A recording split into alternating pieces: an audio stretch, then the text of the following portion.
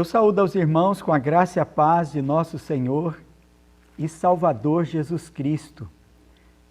Trago uma reflexão deste domingo de Páscoa. Convido você a pensar na questão: devemos comemorar a Páscoa? A Páscoa no Antigo Testamento apontava para o passado, a libertação do povo de Deus do cativeiro egípcio, e para o futuro, Jesus Cristo, a nossa Páscoa, pois Ele é o Cordeiro de Deus que tira o pecado do mundo. Temos este conhecimento hoje porque estamos historicamente no tempo da graça, que se cumpriu a promessa e a revelação da verdade, as realidades simbolizadas no sacrifício do Cordeiro, no vinho e nas ervas amargas, são claramente identificadas no sofrimento do Cristo de Deus encarnado, sacrificado em nosso lugar, desde a prisão até a sua morte. Ainda que antes da Páscoa judaica, ou na Páscoa judaica, as ervas amargas simbolizassem o sofrimento do povo de Deus na escravidão sob o domínio de Faraó. O cordeiro lembrasse o cordeiro que foi morto e o seu sangue aspergido nos umbrais das portas para que os primogênitos dos israelitas não fossem mortos, quando o Senhor ferisse todos os primogênitos do Egito. Enfim, a Páscoa comemorava a libertação dos filhos de Israel do cativeiro pela mão forte de seu Deus. É claro que os evangelhos não fornecem um roteiro completo para os filmes e muito do que se tem apresentado acrescenta elementos e filosofias antibíblicas, mas filmes como A Paixão de Cristo reforçam a convicção bíblica do quão profundo foi o amor de Jesus, quanto às suas dores físicas e aos tormentos de sua alma pelos sofrimentos e abandono, para que no nosso lugar recebesse a justiça e pudéssemos ser justificados, revivificados e salvos por Ele, o Cordeiro de Deus que tira os pecados do mundo. Quando os crentes se negam a comemorar a Páscoa com coelhinhos e ovos de chocolate, como fazem os pagãos, eu concordo. Mas então, a igreja deve comemorar a Páscoa? Sim, claro. E não somente uma vez por ano, mas todos os dias na família e todo domingo como uma comunidade de fé que adora a Deus. A maneira correta de comemorar a Páscoa é com o pão e o vinho no sacramento ou ordenança da comunhão, também chamado de Eucaristia, que quer dizer ação de graças, ordenado pelo Senhor Jesus Cristo, a ceia do Senhor, da qual participamos com ações de graças, pois Jesus Cristo é a nossa Páscoa. O seu corpo, a igreja, celebra a sua unidade, reunida como comunidade, no partir do pão e nas orações, em obediência ao Senhor, que exorta com estas palavras: fazei isto em memória de mim. Este é o memorial da sua morte. Pelos benefícios de sua morte e ressurreição, temos sido alcançados e salvos e selados com o Santo Espírito da promessa, e anunciamos a sua morte até o cumprimento da sua promessa, a segunda vinda de Jesus Cristo. Ele voltará para o banquete das bodas do Cordeiro, com base na palavra de Deus em 1 aos Coríntios 10, versículo 16. Porventura, o cálice de bênção que abençoamos não é a comunhão do sangue de Cristo? O pão que partimos não é, porventura, a comunhão do corpo de Jesus Cristo? Somos convidados a esta celebração comunitária, a qual nunca será individual, por procuração ou online, quer seja neste mundo ou no vindouro, porque não podem todos participar dela.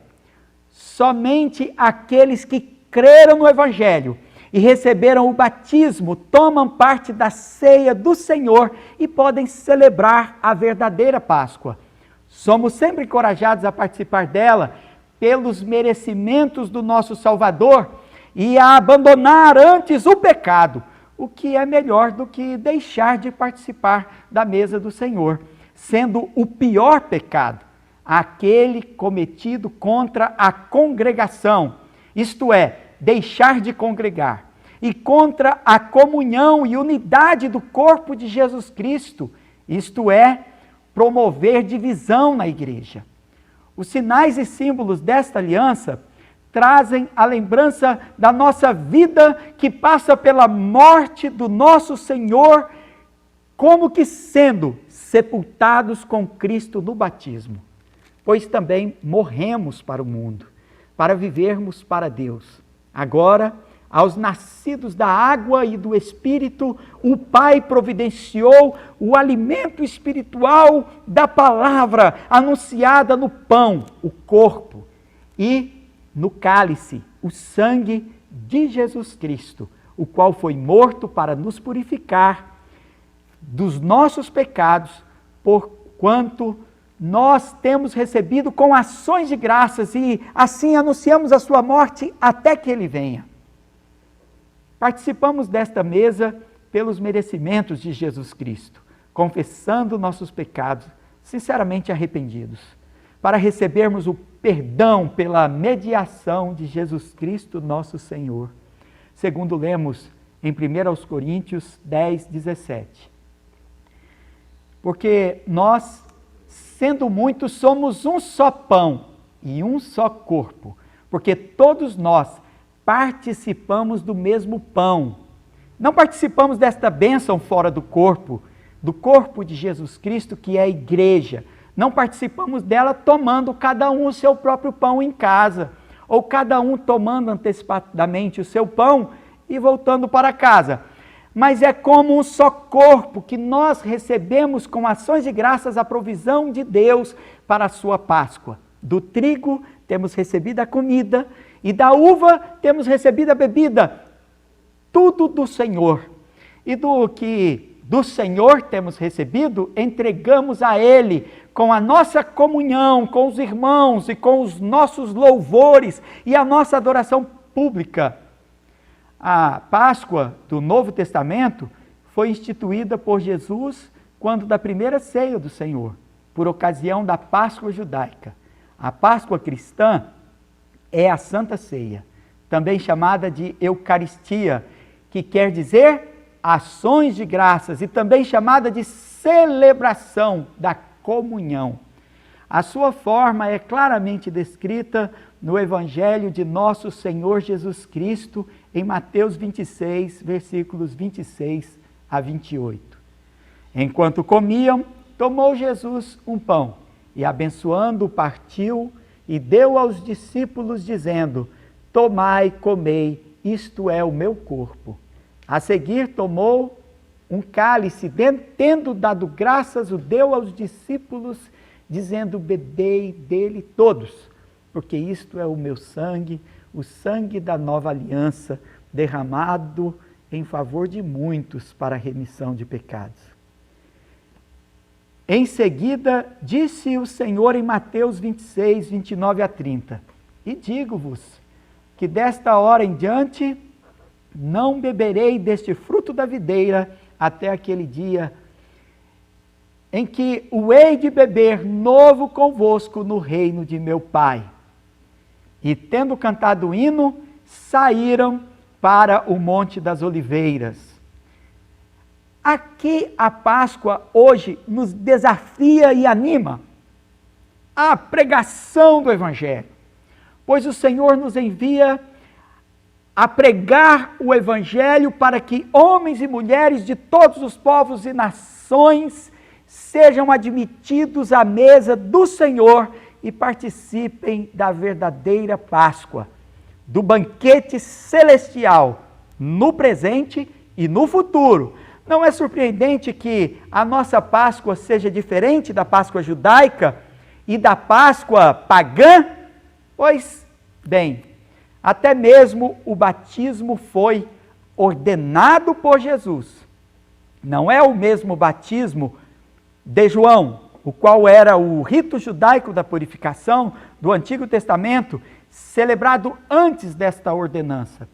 O batismo e a ceia do Senhor pertencem e são sinais da nova aliança, são mandamentos do Senhor expressos na grande comissão em Mateus 18, a partir do versículo 19. Portanto, vão e façam discípulos de todas as nações, batizando-os em nome do Pai, do Filho e do Espírito Santo. Portanto, pregar o Evangelho e celebrar a verdadeira Páscoa não é uma opção ou passatempo, mas é obediência ao nosso Senhor Jesus Cristo. A verdadeira ceia do Senhor não é uma mera cerimônia, não é uma criação da igreja para ser mudada e adaptada às circunstâncias.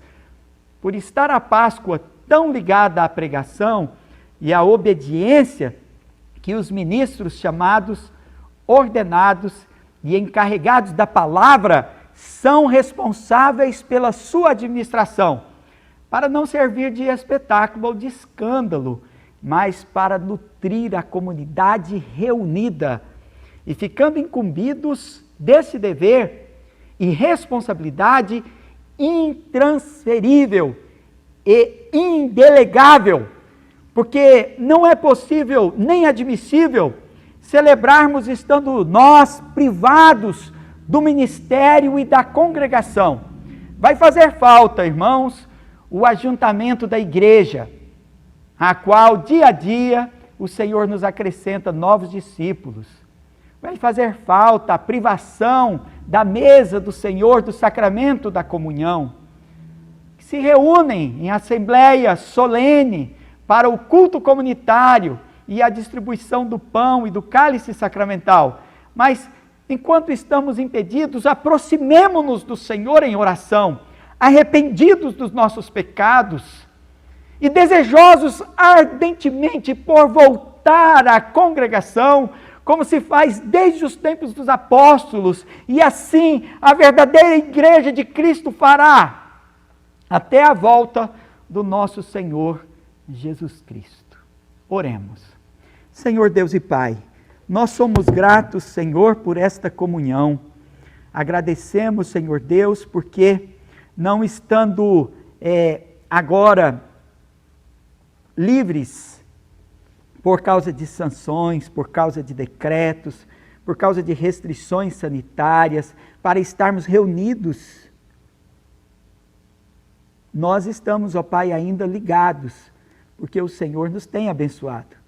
Nós, Senhor, que estamos privados da comunhão, da mesa e da celebração da Páscoa, que devemos celebrar sempre, conforme a ordem do nosso Senhor Jesus Cristo, nós, Senhor Deus, somos gratos porque o Senhor ainda nos nutre da palavra. E por causa da palavra, Senhor, que nós não podemos fazer diferentes e aguardar que tão logo estejamos reunidos para a celebração da ceia do Senhor, juntamente com a congregação, tomando do mesmo cálice e comendo do mesmo pão, juntos. Mas, Senhor, nos abençoe, não nos falte o alimento espiritual, que as nossas almas estejam bem nutridas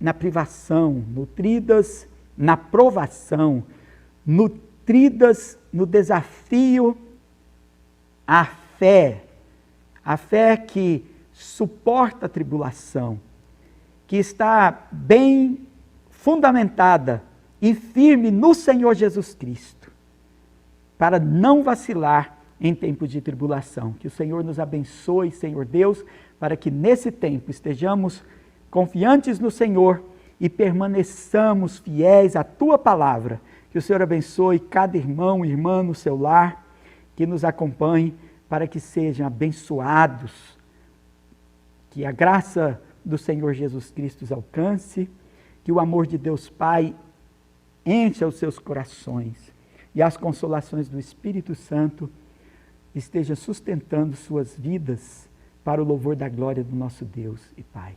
Em nome de Jesus. Amém.